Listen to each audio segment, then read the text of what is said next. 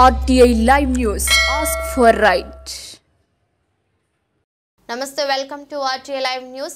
కొమరం భీం ఆసిఫాబాద్ జిల్లా సిర్పూర్ నియోజకవర్గం బెజ్జూర్ మండలంలోని మార్తి డీజీపీలో మిషన్ భగీరథ నీళ్లు రావడం లేదని గత సంవత్సరాల నుండి సర్పంచ్కు అధికారులకు, మిషన్ భగీరథ సూపర్వైజర్లకు, RWS అధికారులకు, సిబ్బందికి, మండలాధికారులకు ఎవరికి చెప్పినా పట్టించుకోవడం లేదని జెండాగూడ కాలనీ వాసులు ఆవేదన వ్యక్తం చేశారు.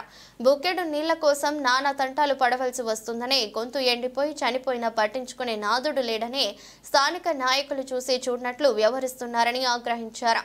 ఇప్పటికైనా సంబంధిత అధికారులు స్పందించి వెంటనే మిషన్ భగీరథ నీళ్లు సరఫరా చేసి కాలనీ వాసులను ఆదుకోవాలని వేడుకుంటున్నారు.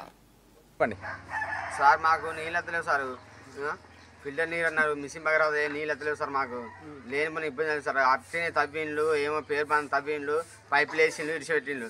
నీళ్ళు అంటే ఏమంటారు సార్, నీళ్ళ వల్ల బాగా ఇబ్బంది అయింది సార్. మాకు మీరు కొంచెం దయచేసి మీ వల్ల ఏమైనా సాయం చేయండి సార్. మాకు బోర్ లేదు, బావి లేదు, ఏం లేదు సార్. మాకు గరీబులం సార్ మేము.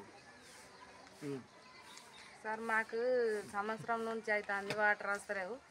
బాగా ఎన్నిసార్లు చెప్పినా కానీ ఈ పైపు లీకేజ్ అంటున్నారు, ఏదేదో అని ఎన్నో సమస్యలు చెప్తున్నారు కానీ సరిగా అయితే చేయడం లేదు.